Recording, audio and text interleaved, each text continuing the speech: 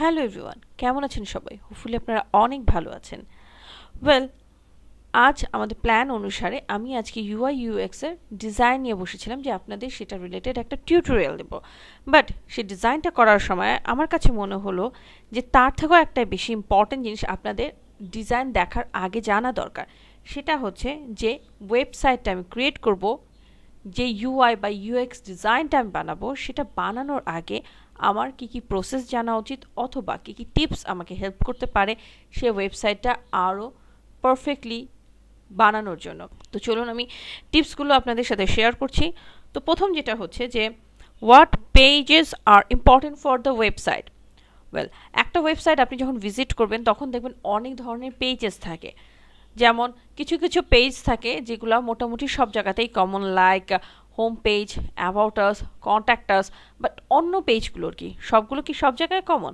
Like একটা আপনি university পেজে গেছেন, সেখানে যে ফ্যাসিলিটিসগুলো থাকবে বা যে পেজেসগুলোর কথা তারা উল্লেখ করবে সেটা কি ঢাকা স্টক এক্সচেঞ্জের সাথে সেম থাকবে?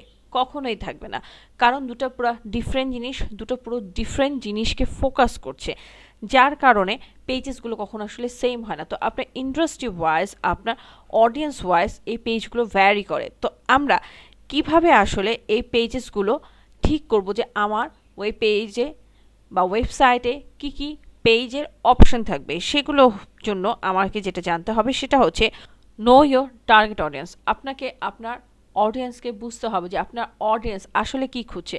লাইক আপনার পেজ হতে পারে একটা ফিটনেস রিলেটেড পেজ, তো একটা অডিয়েন্স ওই পেজে এসে বা ওই ওয়েবসাইটে এসে আসলে সে কী খুঁজবে? অবভিয়াসলি সে হয়তো খুঁজবে যে সেখানে কি কোনো ভালো ব্লগ আছে কি না, বা কোনো ভিডিওস আছে কি না, অথবা কোনো ইনস্ট্রাকশন দেওয়া আছে কি না যেগুলো আপনাকে ফিটনেস ক্যারি করতে হেল্প করবে।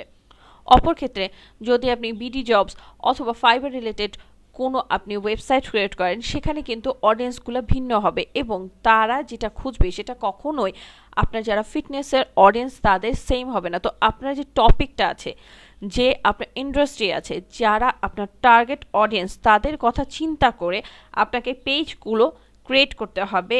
তো আমি কিভাবে বুঝবো যে আমার টার্গেট অডিয়েন্সরা কী ধরনের জিনিস যাচ্ছে আমার ওয়েবসাইটে? সেটার জন্য আমাকে কি করতে হবে? Make some research. আমাকে কিছু রিসার্চ করতে হবে। কি রিসার্চ করতে হবে আমাকে? আমাকে রিসার্চ করতে হবে যে আসলে আমার যে ইন্ডাস্ট্রি আছে সেখানে কি কি জিনিস মেইনলি ফোকাসে আনতে হয়, কি কি জিনিস আসলে অডিয়েন্সকে কানেক্ট করবে। সো সেটার জন্য আপনি কি করতে পারেন যে আপনার যে ওয়েবসাইট আইডিয়াটা আছে সেটা আপনি আপনার যারা কম্পিটিটর আছে তাদের ওয়েবসাইটটা আপনি একটু ভিজিট করে দেখতে পারেন যে তারা কোথায় ফোকাস করেছে।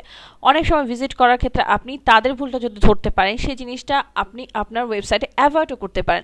তো এই জিনিসগুলো রিসার্চ ক্রিয়েট করলে আপনি অনেক সময় বুঝতে পারবেন যে আসলে আপনার কী কী জিনিস ফোকাস করা উচিত, কী কী জিনিস ফোকাস না করা উচিত। দেন ওয়েবসাইটটা আপনাকে অবশ্যই ক্লিন রাখতে হবে, make it clean.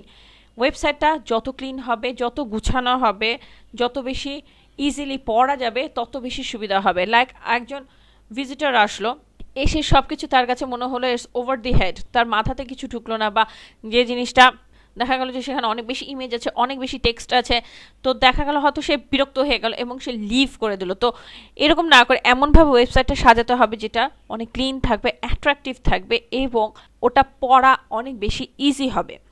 Then the next point হচ্ছে maintain same space or gap. Well, যখন আপনি একটা ওয়েবসাইট বানাবেন, লাইক আপনি প্রথম যে হেডলাইনের উপরে বা নিচে সমানভাবে স্পেসিং ফলো করবেন এবং মনে রাখবেন এই হেডলাইনের উপরে এবং নিচে যতটুকু আপনি স্পেস রাখছেন সেম স্পেসগুলোই কিন্তু আপনি সেকেন্ড হেডলাইন যখন অ্যাড করবেন সেটার আন্ডারে দিবেন। দেন আপনার যে ইমেজগুলো আছে বা আপনার যে সাইড বক্সগুলো আছে ওগুলো যেন সেম স্পেস থাকে, সেই দিকে আপনাকে খেয়াল রাখতে হবে। একটা অনেক ছোট স্পেস আছে, আরেক জায়গায় অনেক বেশি গ্যাপ আছে।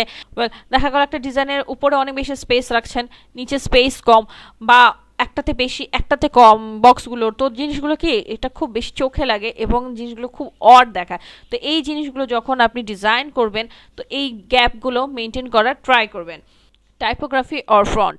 ওয়েল, ওয়েবসাইটটা হচ্ছে আসলে ইনফরমেশন দেওয়ার জন্য, যে আপনার কাছে যে ইনফরমেশনগুলো আছে সেগুলো জানি সহজে আপনার অডিয়েন্সের কাছে পৌঁছায়। আপনি এমন একটা ফন্ট ইউজ করলেন যেটা আসলে পড়াই যাচ্ছে না। অনেকে দেখা যায় যে হেডলাইনটা স্টাইলিশ করার জন্য এমন একটা ফন্ট ইউজ করে যেটা আসলে কি লেখা আছে সেটা বুঝতে গেলেও 4-5 বার পড়তে হয়। তো অনেক সময় মানুষজন বিরক্ত হয়ে যায় যে বাবা তুমি কি লিখেছো আমি তো সেটাই পড়তে পারছি না। তো এই ধরনের ফন্টগুলো অ্যাভয়েড করবেন, এমন ফন্ট ইউজ করবেন যেটা আসলে আপনি ইজিলি পড়তে পারেন। এবং কালারের দিক থেকে যেহেতু এটা ওয়েবসাইট, আমি আবারও বলি যে ওয়েব রিলেটেড যে কোনো কাজে আপনার ফন্টের কালারটা টোটালি ব্ল্যাক দিবেন না, একটু হালকা ব্ল্যাক দিবেন বা গ্রে কালার, যেগুলো মিডিয়াম গ্রে, সেগুলো দিবেন যাতে আপনার চোখের জন্য এটা সুটেবল হয়। দেন হচ্ছে কালার সিলেকশন। ওয়েবসাইটে যে বিভিন্ন ধরনের ডিজাইন থাকে, প্যাটার্ন থাকে, সেগুলো তো অনেক ধরনের কালার ইউজ করে থাকেন। তো এই কালারের দিক থেকে আপনাদের খেয়াল রাখতে হবে। তো এই কালারগুলো আপনি অনেক সময় আপনার লোগো থেকে পিক করতে পারেন, কালারগুলো কিছু ইন্ডাস্ট্রি থেকে পিক করতে পারেন, বা আপনার ডিজাইনের সাথে যেটা খাপ খাচ্ছে সেটার সাথে মানিয়ে আপনি কালার চুজ করতে পারেন। দেন হচ্ছে ইমেজ সিলেকশন। এই যে মেইন একটা কালার আপনি ঠিক করে নিলেন আপনার ডিজাইনের জন্য, সেটার সাথে ম্যাচ করছে, আপনার ডিজাইনের সাথে খাপ খেয়ে যাচ্ছে, এবং আপনি যে ইনফরমেশনটা দিতে চাচ্ছেন সেটার সাথে অ্যাডজাস্ট করছে, এই ধরনের পিকচারগুলো সিলেক্ট করবেন। পিকচার সিলেকশন আসলে খুব বড় একটা কাজ।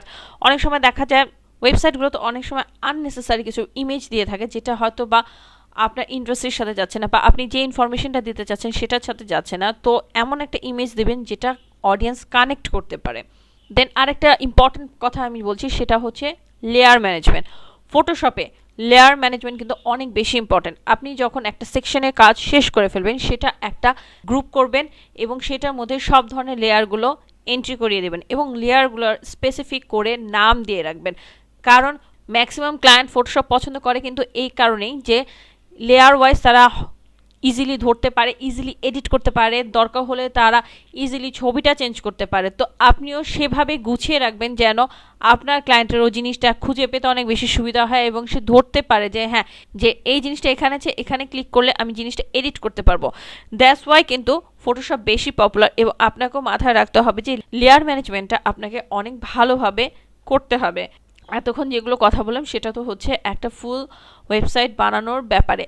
আপনারা অনেক সময় মার্কেটপ্লেসে যখন কাজ খুঁজবেন তখন দেখা যেতে পারে যে একটা ওয়েবসাইট হয়তো তৈরি করাই আছে, ওখানে তার একটা সাব পেজ আছে। তো এই সাব পেজের ক্ষেত্রে আপনি কি করবেন, তখন ওই ওয়েবসাইটটা আপনি ভালোভাবে ফলো করবেন, যে সে কী কী কালার ইউজ করেছে, সে কীভাবে গ্যাপগুলো মেনটেন করেছে, সেগুলো আপনি খেয়াল করবেন। এবং ইমেজ তারা কী ধরনের পছন্দ করে এগুলো নিয়ে আপনি রিসার্চ করবেন। তখন আপনার মেইন ফোকাস হয়ে যাবে শুধু ওই ওয়েবসাইটটা, সেটার হেডার ফুটার কোনভাবে কি দেওয়া আছে, প্রত্যেকটা জিনিস আপনি ভালো করে দেখবেন এবং ওই অনুসারে আপনি আপনার সাব পেজটা ডিজাইন করবেন। সো এই টিপসগুলো নিয়ে একটু আপনারা ব্রেন স্টর্মিং করে নেবেন, কারণ নেক্সট যে আমার ভিডিওটা আসবে সেখানে আমি অ্যাকচুয়ালি ডিজাইনটা দেখাবো। তো যখন ডিজাইনিংটা করব, তো এই জিনিসগুলো যখন আপনারা দেখবেন, আশা করি আরও বেশি আপনাদের মাথায় গেঁথে যাবে। তো দোয়া করবেন, সবাই ভালো থাকবেন।